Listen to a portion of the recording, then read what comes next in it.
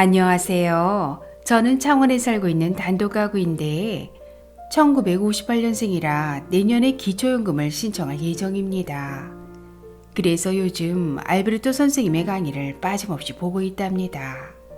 그런데 얼마 전 TV를 보니까 안철수 인수위원장이 나와서 연금 복지제도에 대한 윤석열 정부의 정책 방향을 발표하더라고요.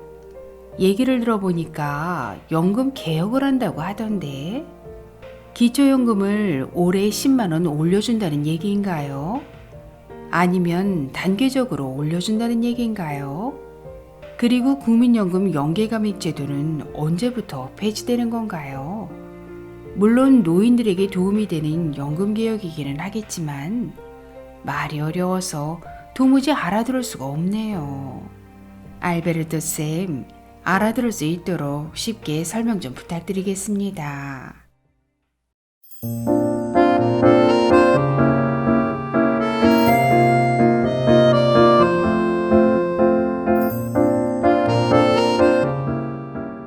안녕하셨습니까?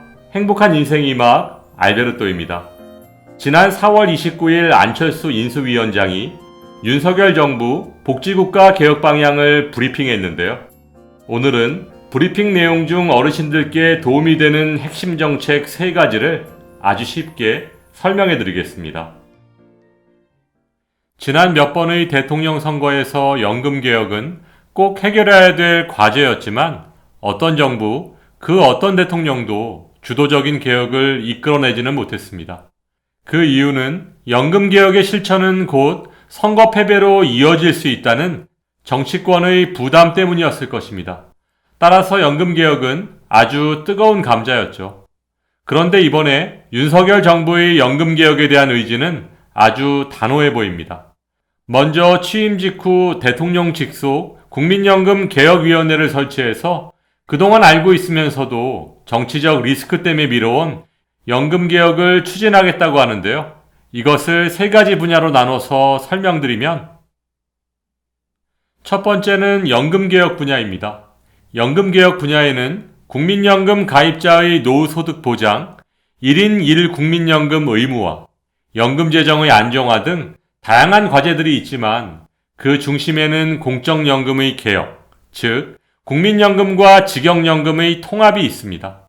다시 말해 1988년 시작된 국민연금과 직영연금, 즉 공무원연금, 군인연금, 사학연금, 별정 우체국연금을 통합해서 공적연금 하나로 운영하겠다는 것입니다.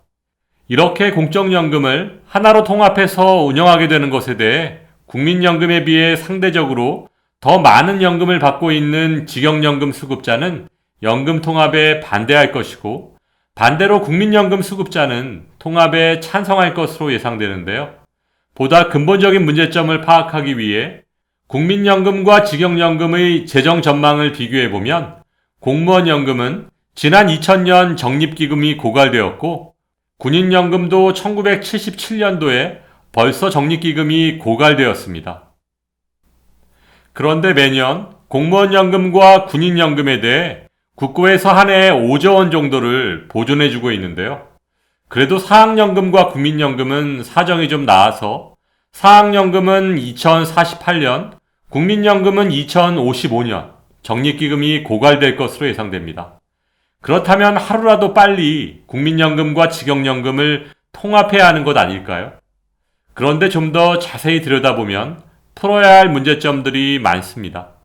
각 연금의 보험료를 살펴보면 국민연금은 9%이지만 직영연금은 14에서 18%로 약 2배의 연금보험료를 납부해왔고 또한 일반 직장인이라면 퇴직금 또는 퇴직연금 혜택이 있겠지만 직영연금 수급자는 퇴직금 또는 퇴직연금이 없습니다.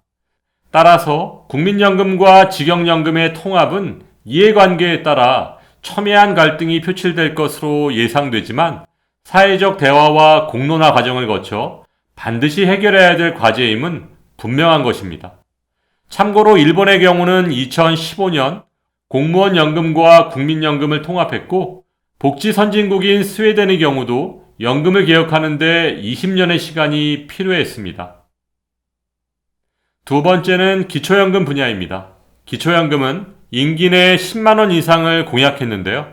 현재 30만 7,500원인 연금 기준액을 10만 원 인상된 40만 7,500원을 지급하되 한 번에 인상하는 것이 아니라 매년 단계별로 인상한다는 것입니다. 또한 기초연금 수급 대상은 만 65세 이상 소득 하위 70%를 유지합니다. 따라서 대부분의 어르신들이 바라고 있는 만 65세 이상 전국민 지급은 윤석열 정부에서는 어려워 보입니다. 그리고 기초생활수급자의 소득 인정액 산정 시 기초연금 10만 원을 소득에서 제외합니다. 예를 들어 현재 50만 원의 생계급여를 받고 있는 기초생활수급자가 30만 원의 기초연금을 받게 된다면 생계급여 50만 원에서 기초연금 30만 원을 깎아서 20만 원만 받게 되지만 기초연금 10만 원을 소득에서 제외하면 20만 원만 깎인 30만 원의 생계급여를 받게 된다는 것입니다. 따라서 생계급여가 10만 원 인상되는 효과가 발생하게 되는 거죠. 조금 아쉽기는 하지만 그래도 줬다가 뺏는 기초연금이 일부 완화되는 것은 환영할 만한 일입니다. 마지막 세 번째는 부모급여입니다. 물론 어르신들께는 직접적인 혜택이 있는 것은 아니지만 자녀분들을 위해 도움이 될 만한 내용이니까 소개해드리겠습니다. 세부 내용을 보면 만 1세 이하의 아동을 둔 부모에게 월 100만 원 수준의 부모급여를 단계적으로 도입합니다. 또한 정규 수업 이후 새로운 선생님이 보육과 교육을 담당하는 초등학교 전일제 학교를 시행하고 영유아 돌봄 개선책으로 0세에서 5세 영유아에 대한 유치원 어린이집을 단계적으로 통합 운영합니다. 고용 없는 성장, 저출산 고령화, OECD 최고의 노인 빈곤율 등 수많은 사회적 문제를 안고 있는 2022년 현재 대한민국 사회에서 정말로 필요한 연금 개혁을 하지 않고 손쉬운 기초연금 10만 원 올리는 것만으로는 근본적인 문제를 해결할 수 없을 뿐더러 연금 개혁의 동력마저 상실할 수 있습니다. 따라서 대통령 직속 공적연금 개혁위원회에서는 후세에게 부담을 줄이고 현재 어르신들의 어려움을 해결할 수 있는 방법이 무엇인지, 정말로 필요한 것이 무엇인지 신중하게 논의해야 할 것입니다. 맞아요, 맞아. 오늘 선생님 말씀을 듣고 나니 이번엔 공적연금 통합이 꼭 이루어져서 후세대 부담을 줄이고 연금 재정도 안정화될 수 있었으면 좋겠네요. 친절하고 명쾌한 답변 감사드립니다. 물론 최종적인 정책은 새 정부 출범 후 구체적으로 발표되겠지만 윤석열 당선자의 연금 개혁에 대한 의지가 확고한 만큼 이번엔 한번 기대해 볼 만하지 않을까 생각됩니다. 상식이 통하는 세상이 되기를 바라면서 오늘도 알베르토가 어르신들의 행복한 인생 2막을 응원하겠습니다. 행복한 하루 되세요. 좋아요, 구독, 그리고 알림과 공유는 좋은 콘텐츠를 만드는 힘이 됩니다.